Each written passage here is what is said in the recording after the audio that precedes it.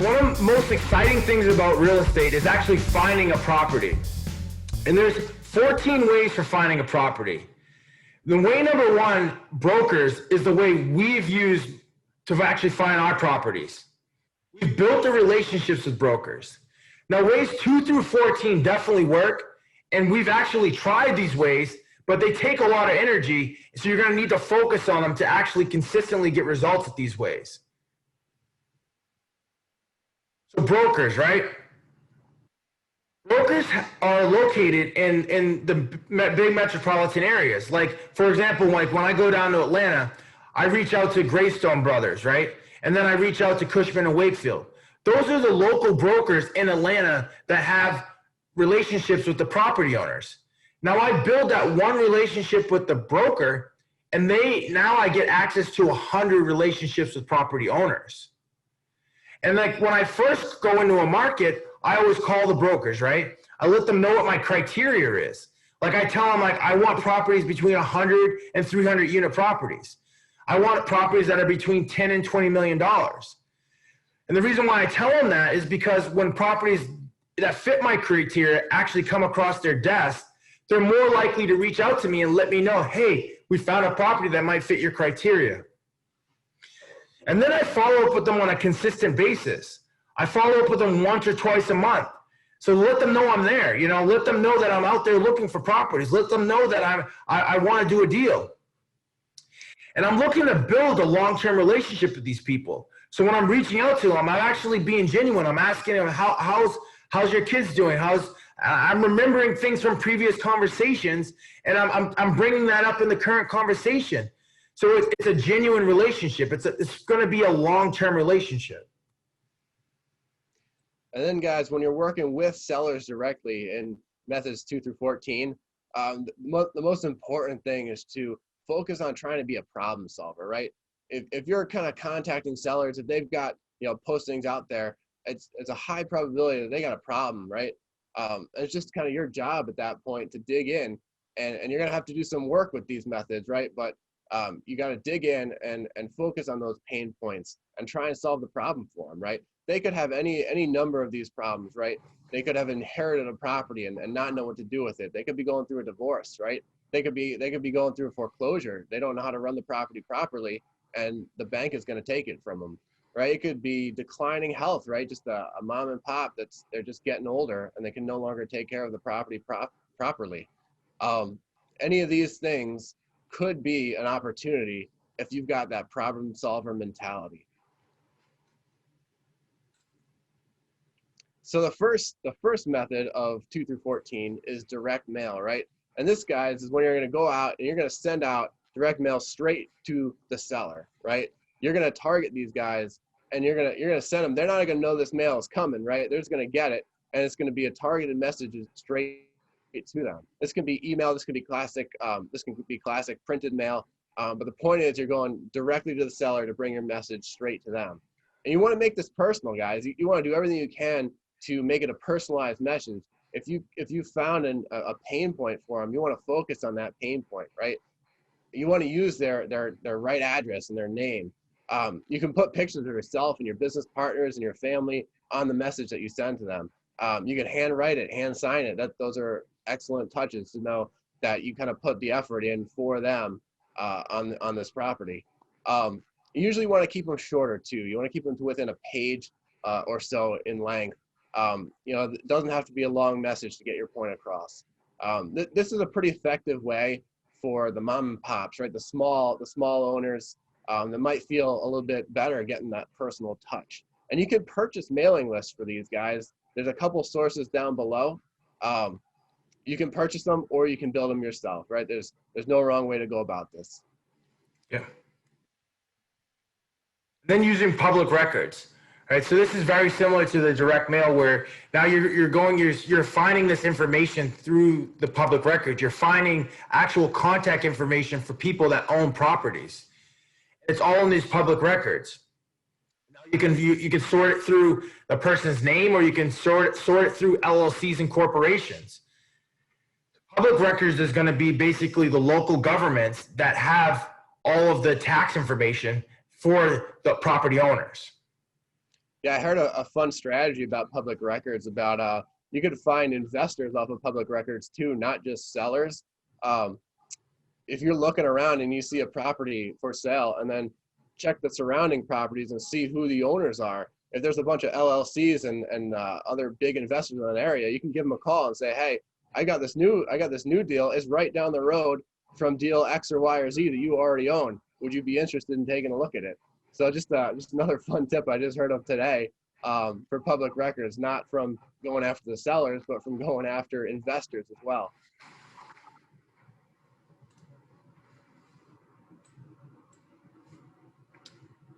The Loopnet, right? So Loopnet is where actually most multifamily real estate investors go first. Like they don't know any better, so they go right to Loopnet. And Loopnet is a great resource. It gives you property listings all throughout the United States, and you can actually dig down into figure out your criteria and select the different items for where you're looking to invest, right? Whether it's office or multifamily or like what region of the United States you want to invest in. But also with Loopnet, this is where deals go to die. So most of the deals that actually go to Loopnet are deals that couldn't be sold on other platforms. So a lot of the times they've already been picked over. They've already been looked at by the bigger investors, right? And no one can make the deals work. So they go to Loopnet. There's also been times where I've heard of people buying deals from Loopnet. You know, since they've now been on the market for so long, now the owners are willing to take a reduced price. You know, they're not saying that, hey, I want my property be $10 million anymore. They're willing to take $8 million because it's been sitting on the market for such a long time. So you got Loopnet, you got CBA, Commercial Brokers Association, and Showcase.com. The most popular of these three is going to be Loopnet. Then another one along the same lines, you got Craigslist, right? And you can buy and sell lots of things on Craigslist, including properties. Not a lot of people know, but you can go on there and not only list your property, but another good strategy is you can place free ads here, right? These ads cost you nothing. You can go online, put out your criteria, let people know you're a buyer of multifamily, right? You're going to buy X, Y, or Z type property. You're in the market. You're looking for deals now, right? This is a great place to get some free press.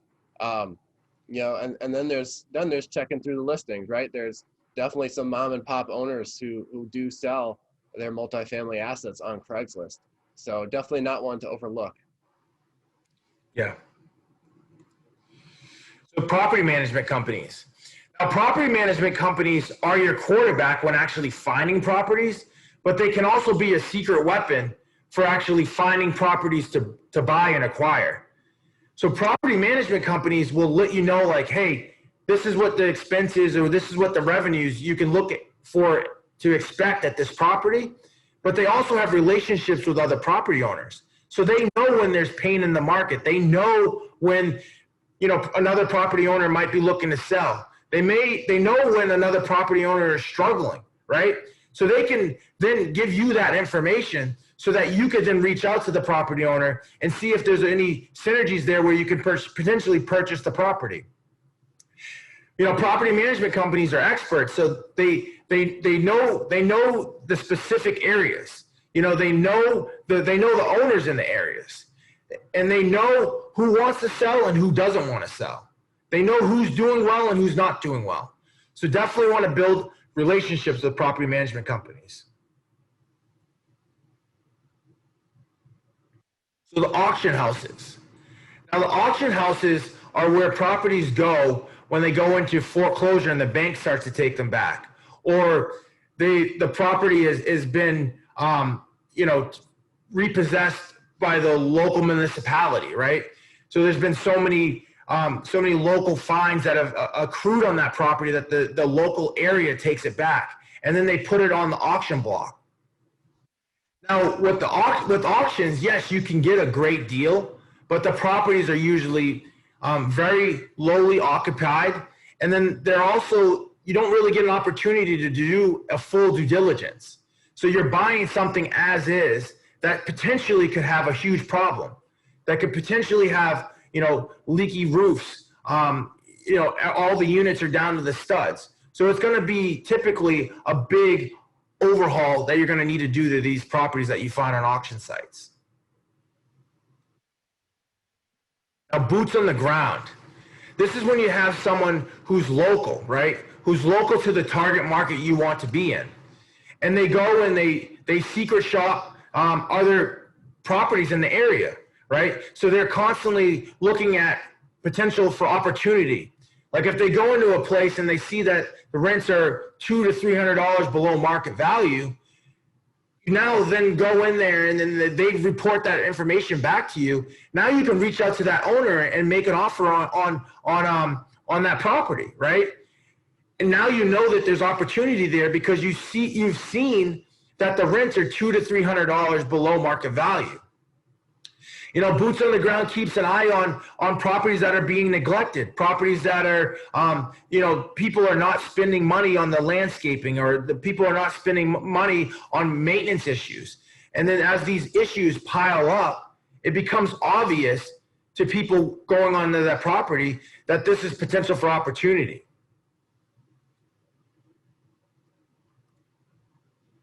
Cold calling. This is what separates people. Most people are scared to do cold calling. Most people are scared to go out there and reach out to property owners because they're afraid that they're going to get yelled at, or the person's going to be not answer, or the person's going to be angry at them on the phone, right? But this is a really good way to call property owners directly and start to build relationships with property owners. Start to build your list of property owners so that you can continue to stay in front of them.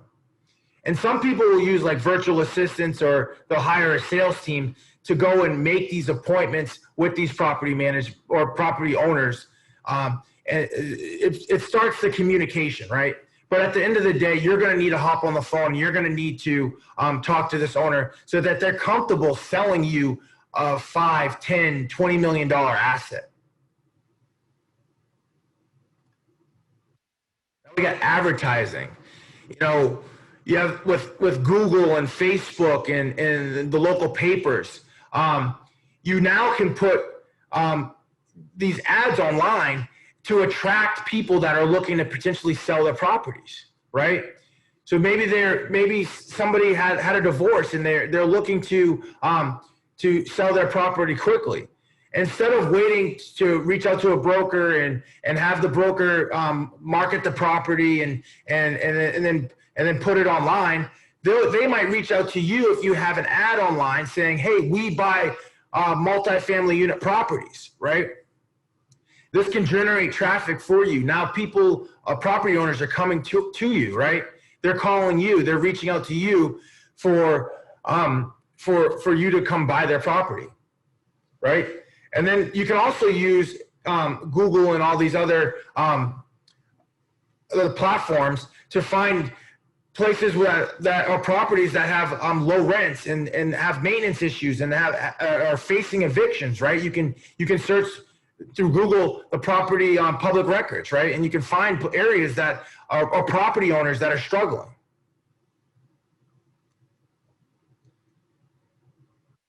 Now we have evictions and probate.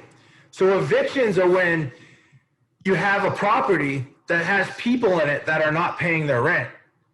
Now, then property owners then will take them to eviction court to get them to either move out of the property or to start paying their rent.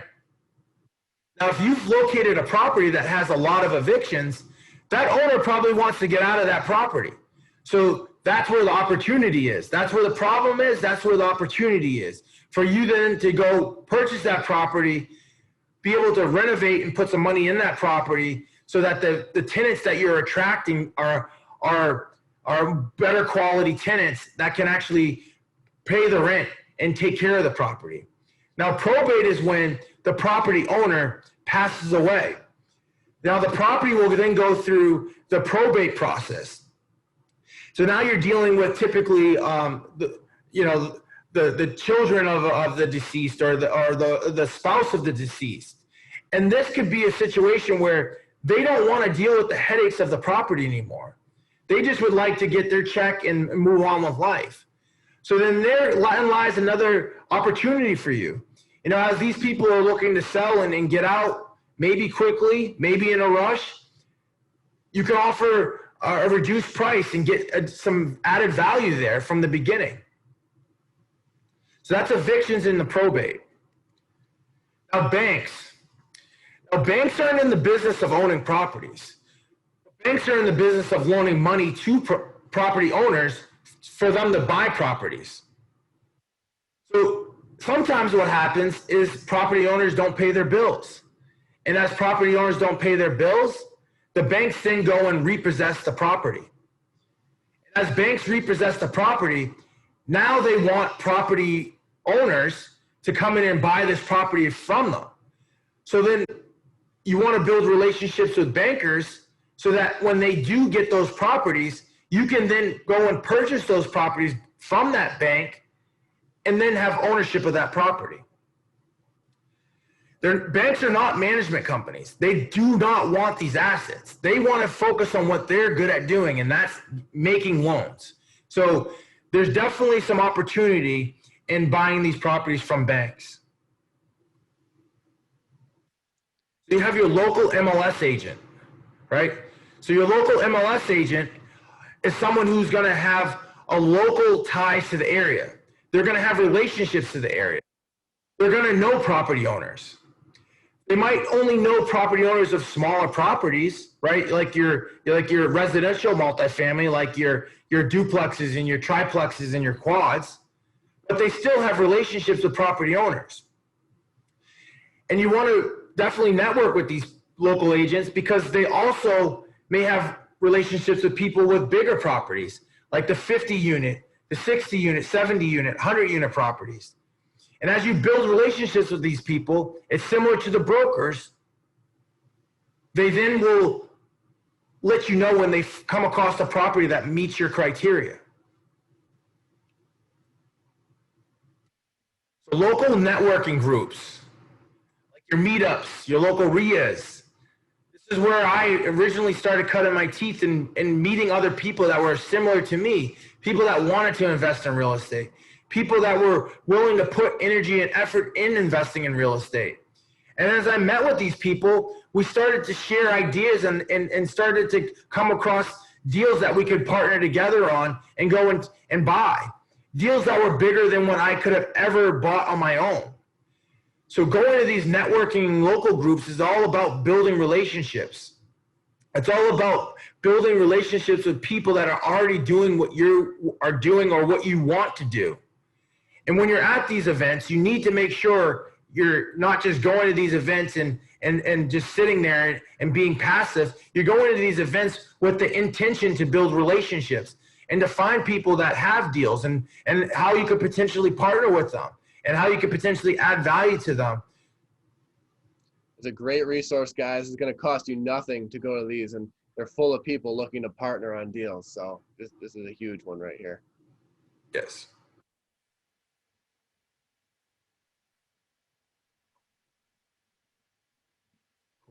Yes. All right. Oh, good.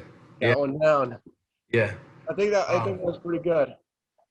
Oh, and I totally just took your back to my You were on a roll. I wasn't gonna stop you at that point. All right. So what else do we got here? All right, let's keep going. So what's number 5? Which one do you want to do next? What's number 5? 5? 5 is broker portals. Okay. Hold on 1 second. Let's see here.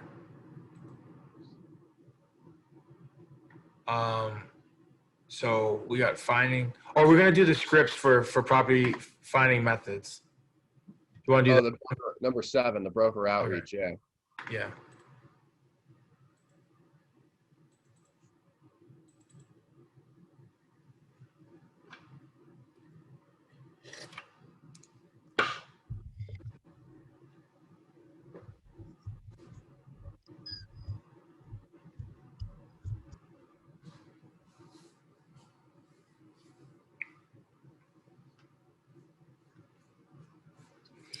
What are your thoughts on, I mean, on this? Like, So I think, let's see. Here's what I would say. I think so. Um, yeah. So we've kind of talked about how important the broker relationship is, and we know that hey, maybe your first time might be a little weird. So we created this script as just an initial icebreaker here. When you first start going to talk to brokers, feel free to use this script. It's pretty basic. You can interject your own unique pieces in here for sure. But in general, these are the pieces of the conversation that you want to make sure you get in. yeah, We just kind of walk through it and talk about, as you scroll through, there's like, yeah, you want to always mention your criteria, right? You gotta make sure you mention your criteria, the location that you're looking in. Um, you, the way we suggest you can lead it off is by talking about one of the properties that they already have that's similar to what you'd like to see and what you're interested in. right, You always want to give them your contact information, and you want to kind of just leave it open and leave a good impression on a long lasting relationship.